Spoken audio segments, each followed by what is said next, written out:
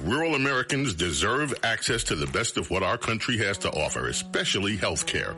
Across every state, every community, America's rural hospitals are the first line of defense, protecting our families, neighbors, and loved ones.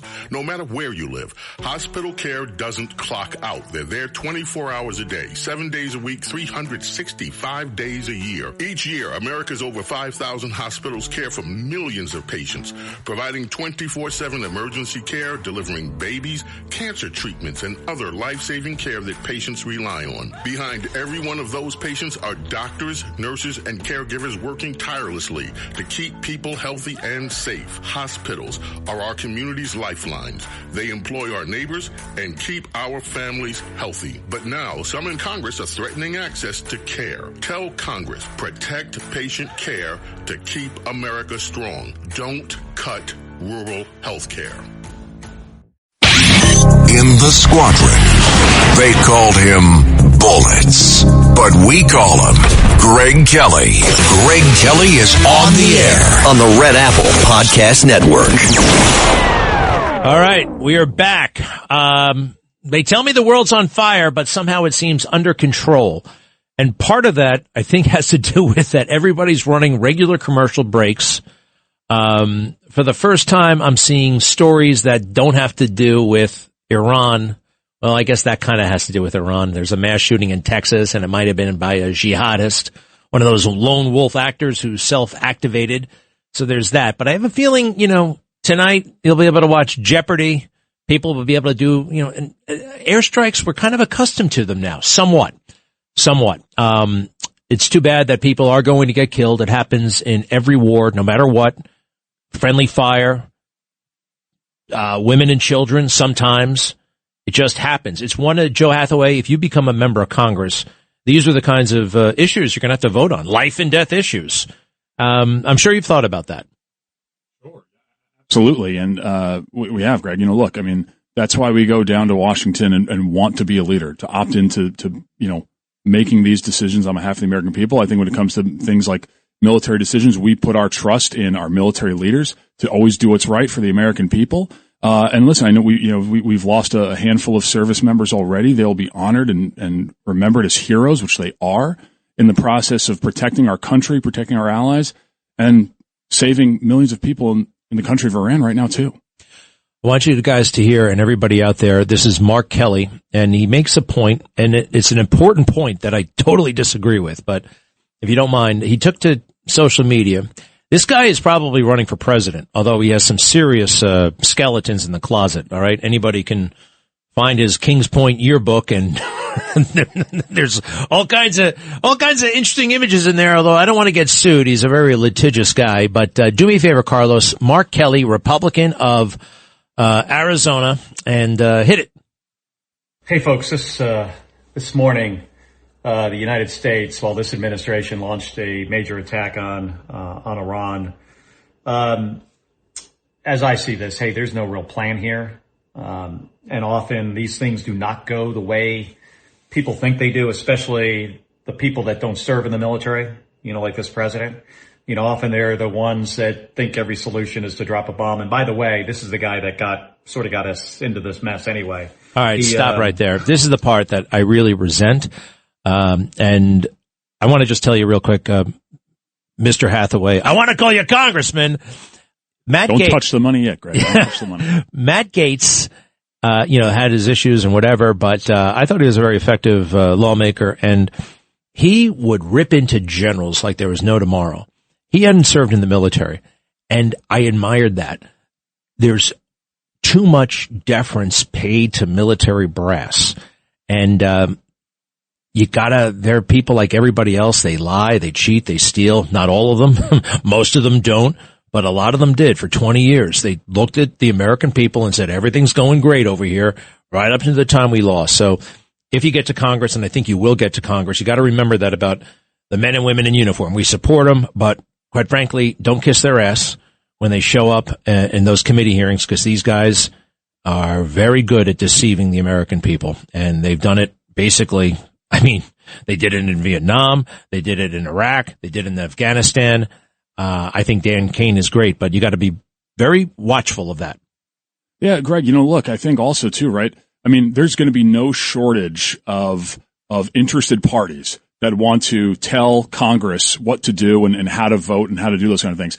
I think it's simple if we stay grounded in we're going to Washington to represent the people of our district, to put the district first, do what we think is best for them. We're the elected officials at the end of the day, right? It's me. I'm the one who's got to stand there and cast the vote and live with the consequences of that. We need representatives going down to Washington again who take that responsibility seriously as leaders. We had more people like that in Washington, we'd be able to solve some of these problems, I think. Look, I usually blow off the midterms. But these midterms, I'm totally into it. We got to send people like Joe Hathaway to Congress, in my opinion. Go to joehathaway.com. He's running for an open seat. Mikey Sherrill is unfortunately the governor, but a silver lining could be sending Joe Hathaway to Congress. And that would be basically flipping a blue seat red, ultimately. And the election is Thursday, April 16th. Just tell us one more time about that and anything else you want to share with the people. Yeah, Greg, that's right. Yeah, the special election for NJ11 is Thursday, April 16th. For voters in our district, it's a simple choice. It's practical leadership versus radical socialism. That's what my opponent stands for. She's pushing for things like socialized medicine, socialized healthcare, taxpayer-funded education. Our district cannot afford to continue to pay radical tax increases to pay for these programs. We can send someone to Washington that's got it done at the local level, that's made things work, that's made life in New Jersey more affordable.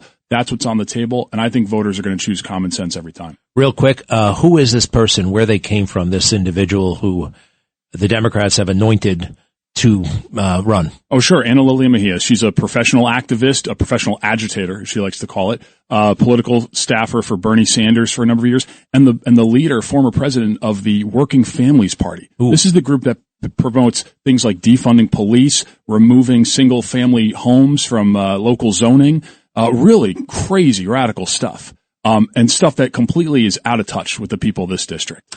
Well, it sounds like you got a clear choice, folks, down there in the eastern part of Morris County and all the way west to Randolph? All the way to Randolph down to Belleville. That's right. Excellent. Folks, support him. Go to joehathawayforcongress.com to learn more. Joe Hathaway, we do appreciate it. And you got a trusty campaign staff here. They seem really great, really tight, really professional. And I hope you pull this off. Thanks, Greg. Appreciate it. Thanks for having me. To be continued. All right. Rural Americans deserve access to the best of what our country has to offer, especially health care. Across every state, every community, America's rural hospitals are the first line of defense, protecting our families, neighbors, and loved ones.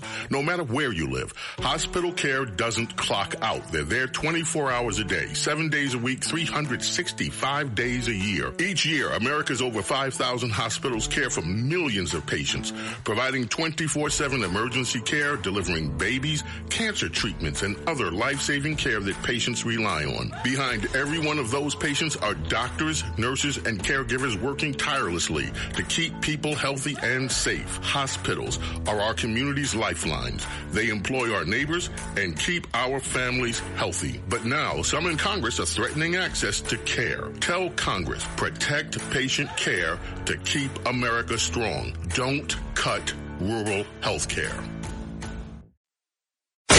Greg Kelly on the Red Apple Podcast Network. Well, 800-848-9222, 800-848-9222. Trump administration did not seek congressional approval prior to the initial strikes in Iran. That's it doesn't work that way. Okay, we don't tell you guys because you leak to everybody, right? Congressionally, there will be information. You will be briefed.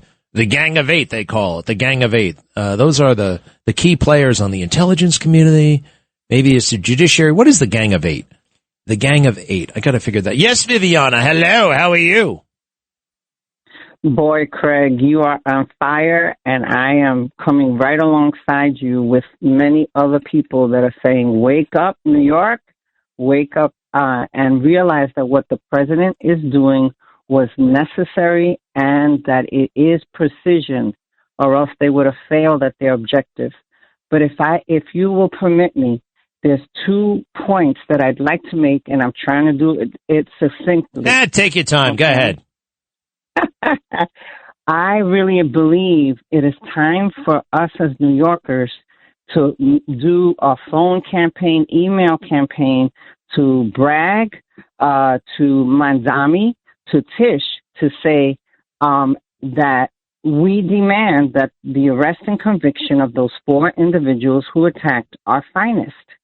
The reason why is because we are at war. It's not just New York security. It's major security for everyone. You mean the snowball stuff? Are you talking about the snowball? But it's worse than the snowball. He took it so lightly that people are saying, oh, I can disrespect and I can hurt NYPD and get away with it. We need to have NYPDs back, and we need to send a message, very clear message, that any attacks against our NYPD force will be will have a severe consequence.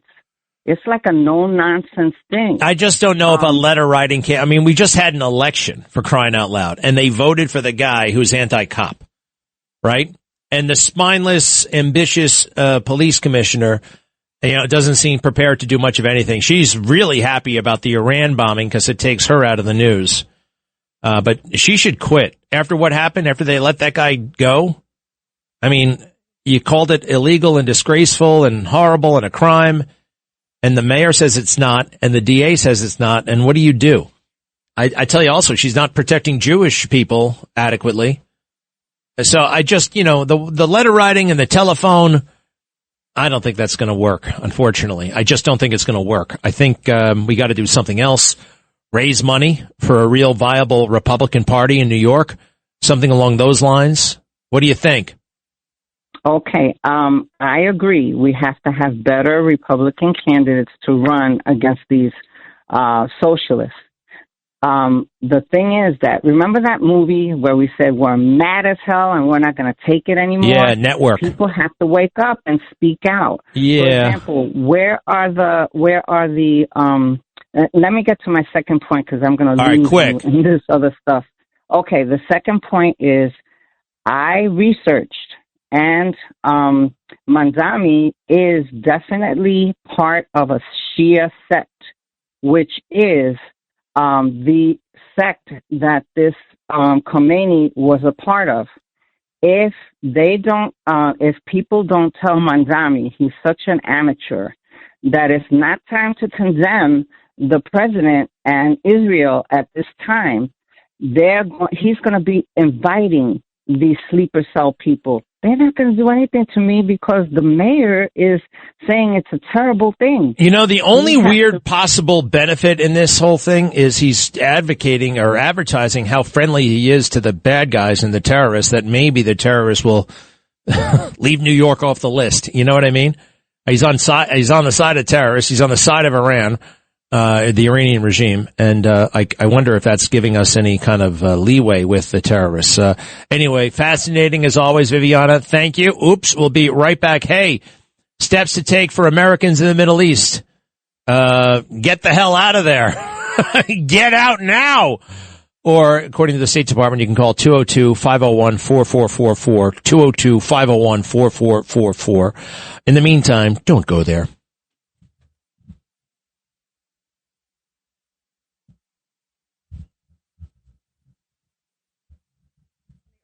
Of this investigation, this is a complicated and large game.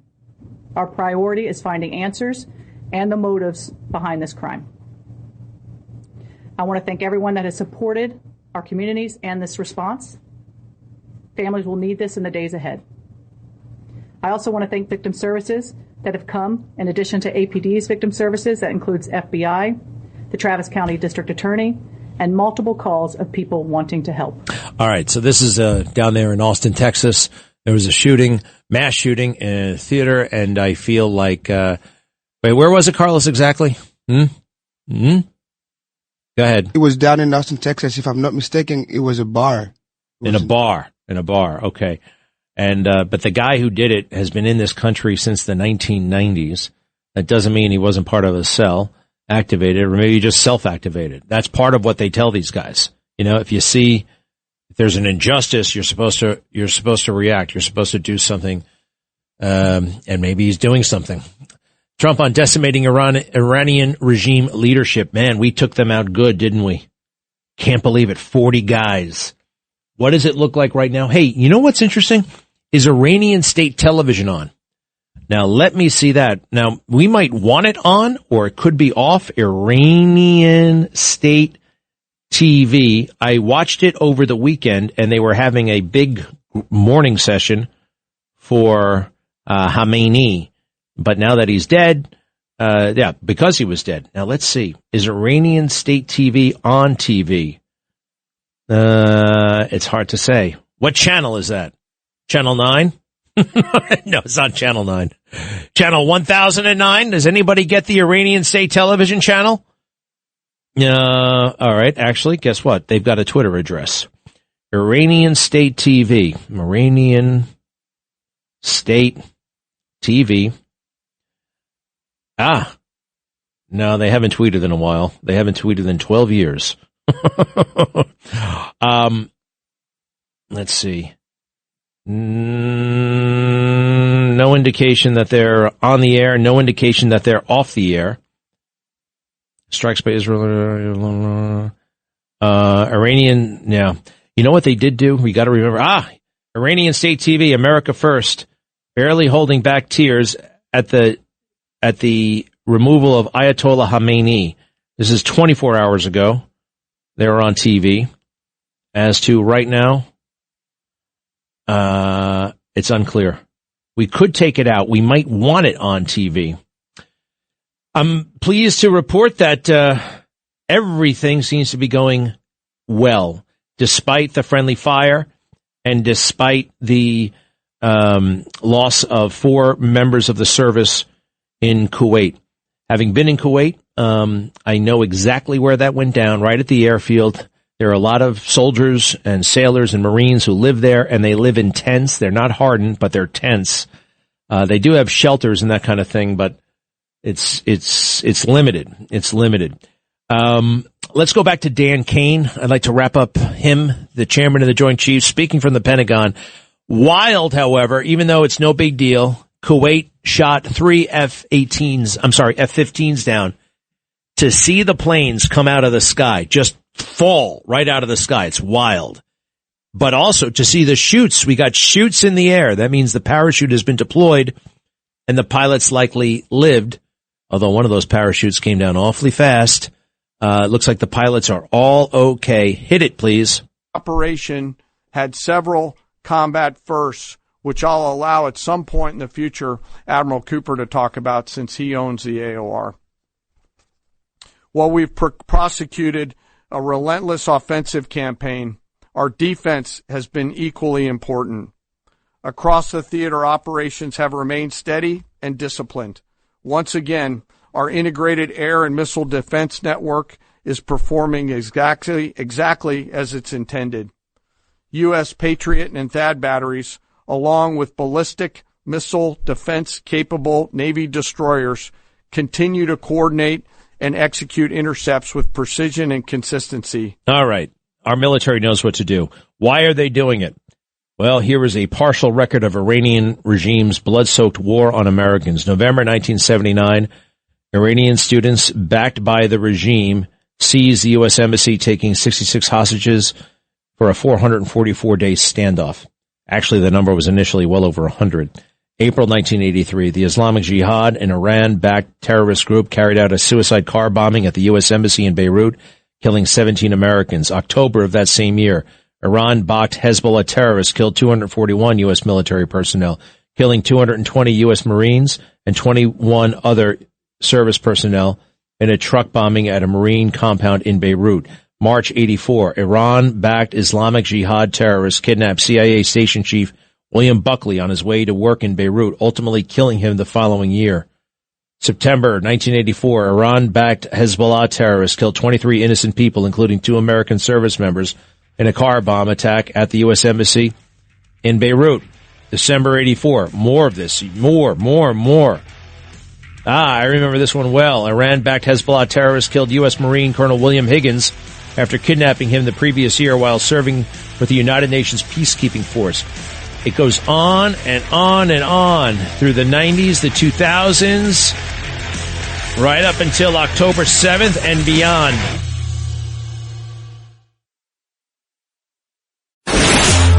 Greg Kelly, entertaining and informative on the Red Apple Podcast Network. So there's this is the most fascinating part of all this personally, having ejected out of a plane once myself, an AVP Harrier jet over Southern California during a training flight, and having flown out of the airport in Kuwait a whole bunch of times. I find this incredible and wild. And doesn't mean that the war is not just or anything like that. These things do happen. But 3 F-15 aircraft were shot down by Kuwaiti Defense Forces by mistake. Kuwait and America, we are tight. We are bosom buddies. They love us and we love them. They're obviously a little bit eccentric and different from us, but, we did a lot for them and, they have been very respectful. So 3 F-15s take off. Those are great big fighters. The Air Force has been flying them since the mid-1970s. The Strike Eagle, they call it. And it's got a front seat and a back seat. Front seat for the pilot, back seat for the weapons officer. And 3 of them got shot down. It looks to me, I'm hearing like shortly after takeoff, I don't know exactly where. It looks like they were shot down right over the airfield. And to see them plummet out of the sky. And also to see those chutes, those beautiful parachutes. And then the pilots are interviewed right after everybody's got a phone. So here's a guy, he's in the back of his truck. They put him in the back of a truck and they get a quick word with the pilot, the American pilot, who's okay. Can we do me a favor, if you don't mind, hit that one. Yes, 1 minute. 1 minute. لا لا شبه دبه 1 minute 1 minute 1 minute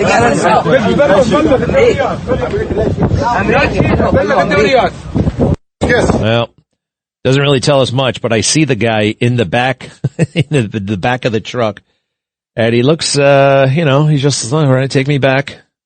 It's not the best moment in the world, though it's good to be alive.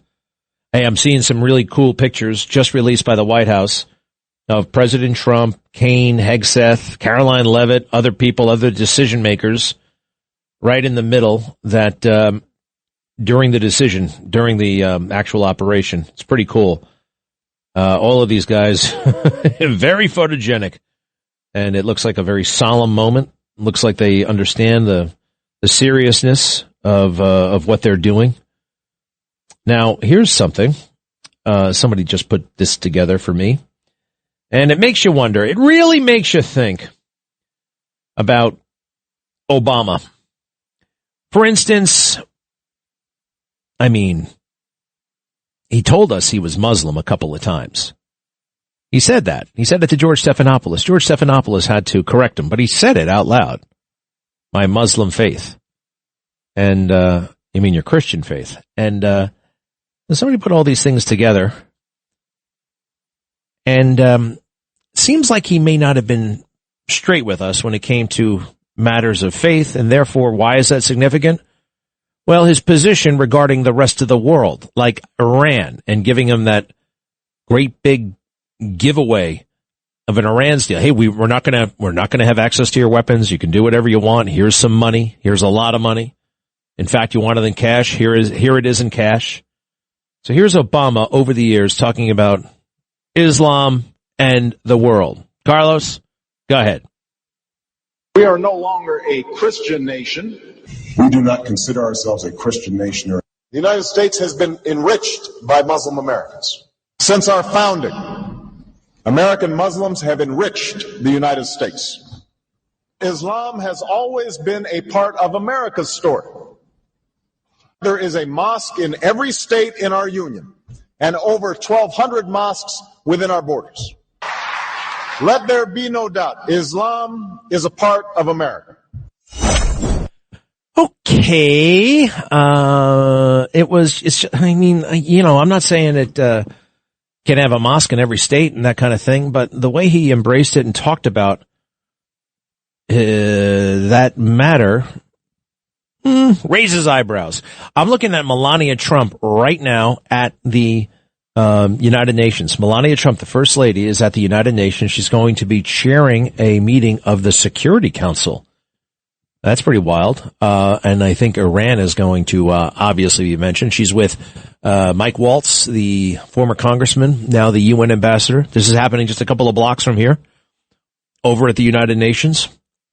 You know, they used to make us go to the UN when we were kids. Anybody ever have to go on that field trip? I went on that field trip a bunch of times. And I think it kind of messed with my view of things. I do remember when I was a kid in high school being a little bit radicalized. You know, Lyndon Johnson and the Great Society, and they started pouring all kinds of money into education. They weren't doing it so that kids would learn reading, writing, and arithmetic. They were doing it so that they could modify behavior and possibly, yes, I believe, turning this country into a socialist paradise. There's no such thing, by the way. That's an oxymoron. A couple of things that I now recall that were odd during my schooling that I didn't recognize, but now. So I went to Russia, the Soviet Union, in 1985 rather. I went to Russia. Class trip. And it was a fascinating thing to do, and I'm glad I went. But I'm thinking back, and there was no critical analysis of anything we saw. It was just like, take it all in. I mean, we had no real substantive conversations about why these people were waiting online for food, why these people would look at our shoes with such longing and envy. What was it all about? Why did we go to Russia? Of all the places in the world, we went to the Soviet Union. You want to learn about these things, yeah. Some other things. The UN. Why did we go to the UN? I remember thinking like, yeah, the UN, United Nations, that makes a lot of sense. You know, why do we have to carve up the country into nations? Why don't we have one great big globe? Globalist. I started getting fed those thoughts when I was a kid. Now, thankfully, I was independent and resistant and, you know, intellectually curious myself and skeptical of everything. But when I look back, it's very strange that they would have done all that. Hey, the other thing I think we should point out here, energy prices. I just got this from one of the great energy men in America, John Catsimatidis. What is energy at right now? It's higher. Help me out here. What do we got? And 2 o'clock, $77 a barrel. Does that sound right? Wait, hold on. Oil now below $71 per barrel. What does that mean? I understand you want to say something about energy prices. Richard, hello. Yes, hi, Greg. As the military action continues, you know, of course, obviously energy prices will rise, and the Democrats will try to make hay out of that. I think the president, to show that he cares and feels our pain, should make a blatant political move and suspend collection of the federal excise tax on diesel and gasoline and whatever else he can. Should suspend what? Collection of federal excise taxes on diesel. It's 24 cents a gallon. On gasoline, it's 18 cents a gallon for whatever, 60 days or whatever. A bold political move, just because. Whoa. He's already made a bold political move. I mean, it doesn't sound to me like he would do that. I don't think he would do that. We're not seeing a crazy spike yet or anything like that, are we? How do you know so much about energy and these taxes? Look it up on the internet. Yeah, I know, but, you know, you can look up anything in the internet. You looked up this stuff. Why that? Because I actually, a few months ago, I wanted to call another program and make that point, because that would why is that point? I mean, why is that point the point that you make? Why is it just, there must be some, you know, leaning in that direction. Is there anything you work in that business or anything? I'm not criticizing. I'm just curious. No. But let's say diesel works its way throughout the whole economy for transportation, right? Yeah, I don't think that's going to happen, though. Do you really think that is on the table? Probably not, but yeah. The carping of the howling, the shrill shrieking of the Democrats sometimes requires a political answer. I see. This would mitigate their grievance, perhaps, and maybe good in the midterms. All right, you never know. Thanks, pal. Interesting. Patrick, hello. Yes, hello. Hello. Yeah. Somebody needs to tell President Trump that two things he needs to do in foreign affairs. Article 4, Section 4 gives the president authority over foreign affairs, and he needs to tell the Supreme Court that they have no authority over tariffs. That's a foreign affair, and the Article 3 says that the Supreme Court has authority over domestic affairs. And the second thing, he needs to deport Zoran Mamdani. He should have done that already before he became mayor. We talked about this before. Number one, the first thing you said, he did. The moment that decision came in, he came in, he was all over that. Now, the second thing you say is not doable. Cannot do that. And I think you say, well, because he believes in communism, you can do that. You can believe in whatever you want in this country. You know that, right? You can believe in whatever you want. And until he starts doing things that are contrary to the Constitution, we have all kinds of mechanisms for that. You can't deport this guy. And if you did deport him, you'd make him a hero. You just everything would no. You can't deport him. You can't deport him. Do you understand that? God can back him, back President Trump. The more he supports the Constitution, the more God can back him. I mean, I wait. You know, people can look at the Constitution, good people, right? And think it means they'll look at the same amendment and they'll see it opposite. 5 justices will say this, 4 justices will say that. You'll say this, I'll say that. You know, so it's, no, he's not deportable. All right. He is not deportable. I wish he was, but he's not. Thank you, Patrick, very much. Yeah, the energy thing. You know what? John Catsimatidis, you know, the man buys oil by the shipload. By the shipload. I love this video of the Iranian presidential complex going up in smoke. Should have happened decades ago. Iran has fired 500 plus missiles so far. Iranian drones are proving to be the hardest to stop, as reported by Fox News. But the drones can only do so much damage. Don't believe the fake news. There is overwhelming advantage here for the Americans and for the Israelis. And I think God has something to do with that, Patrick. We'll be right back. Greg Kelly, entertaining and informative on the Red Apple Podcast Network. Let's see here. From Iran, this is a false report that they sunk a U.S. aircraft carrier. Wrong. The only aircraft carrier that has been hit is the Sahid Bagheri, an Iranian drone carrier. Yeah, they have an aircraft carrier dedicated just to drones. U.S. forces struck the ship within hours of launching Operation Epic Fury. We have that from CENTCOM. Let's see here. Iran continues to maliciously launch ballistic missiles, indiscriminately targeting military and civilian locations throughout the region. U.S. forces remain on the hunt to eliminate this threat. As the president has said, our resolve has never been stronger. Let's see here. The first 24 hours, actually, we're into hour 56, but here are some little factoids. I like this. A lot of stuff. B-2 stealth bombers, Lucas drones, Patriot interceptor missile systems, THAAD anti-ballistic missile systems, F-18 fighter jets, F-16 fighter jets, F-22 fighter jets, A-10 attack jets, F-35 stealth fighters, F-18 electronic warfare fighters. Where the hell are the F-15s? Why aren't they on this list? P-8 patrol aircraft, RC-135 reconnaissance aircraft, MQ-9 Reapers. That is a bad boy drone. I've seen those things. M142 high mobility artillery rocket system. I think that's the new one. Nuclear powered aircraft carriers, guided missile destroyers, counter drone systems, refueling tanker aircraft, refueling ships, the C-17 cargo aircraft, C-130 aircraft.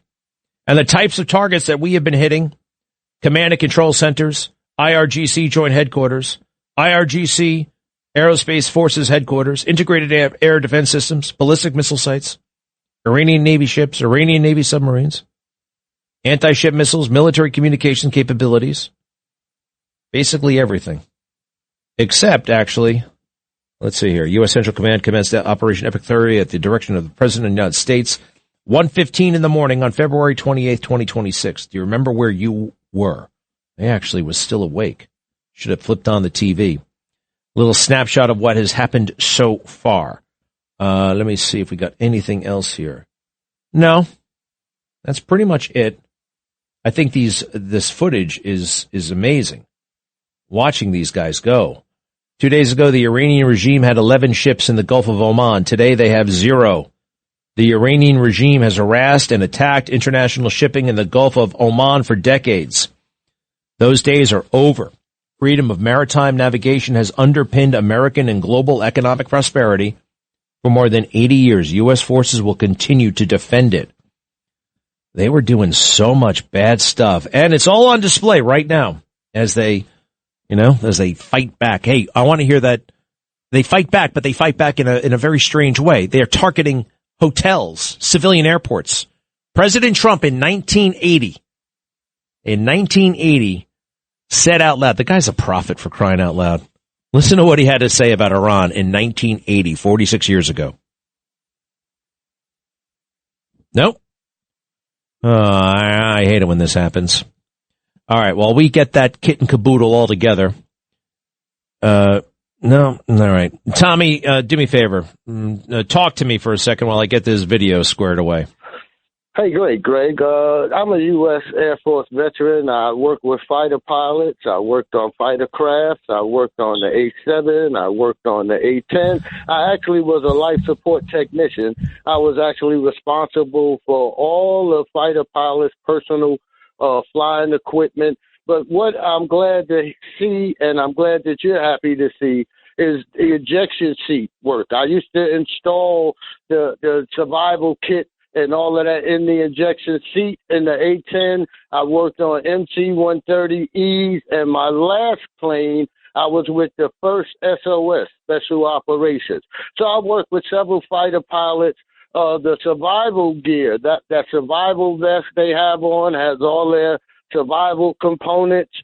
So, yeah, everything worked for them pilots because it could have been a bad day. They pull that D-ring, and that's what you pull, the D-ring, and nothing happened, you in trouble. But they pull that D-ring, the canopy popped off, and then they get a chance to shoot up in the air like you see for a couple of, 100 feet or whatever. Then, bam, they pull that other thing, and next thing you know, you see the parachute come out. But you also seen the survival seat attached. So, for people who understand fighter craft and worked with fighter airplanes and been in the Air Force, but I'm just glad to see, and I know the other people are, is that it worked for them. But lastly, let's pray. Pray for those veterans and those soldiers, those airmen and the Marines, because they're in an uncertain time right now. But we know the United States going to come out victorious, but we also know everybody needs prayer. So, Greg, look, you might not remember me, but I met you and your mother at the McDonald's Gospel Fest at the Prudential Center. You know me, Greg. I just wanted to say how you're doing, but I'm glad to see that everything turned out for them pilots. Hey, Tommy, thanks so much. Wow, McDonald's Gospel Fest. That was a lot of fun. Look at you, all that work you did. That stuff is vital. And thank God you guys exist. The ejection seat works. That's not an automatic. It takes a lot of maintenance, a lot of care. And the survival kit, absolutely. That's very interesting. I appreciate it, Tommy, very, very much, especially the prayer part. Thank you, sir. Jeff, hello. Yeah?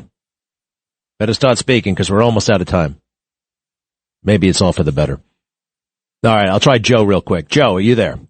Yes, I'm here. Very quickly, sir. About the police that thrown the snowballs. How come they can't get a police division to get up to them Albany and get after the governor to get rid of that the one that got him out of prison? How come they can't get a group of policemen even up in the New York area to do that? To get to the Albany and complain of what the hell's going on? Well, I just talked to the guy who runs the DE Detectives Endowment Association, and he's all over that. They came up with a new law, actually, to put Mamdani in his place. Those things take time, you know, but boy, oh boy, that was very interesting to see, right? This guy revealed himself once again. You know, how anti-cop can you be? Thanks for listening to The Greg Kelly Show. You can hear The Greg Kelly Show weekdays at 12:15 on 77 WABC. If you like the podcast, share it with your friends and listen anytime at WABCRadio.com and download the WABC Radio app. Hit that subscribe button on all major podcast platforms. Plus, follow WABC on social on Instagram, TikTok, Facebook, and X. See you next time for a new episode so you never have to wonder. What the heck is going on here?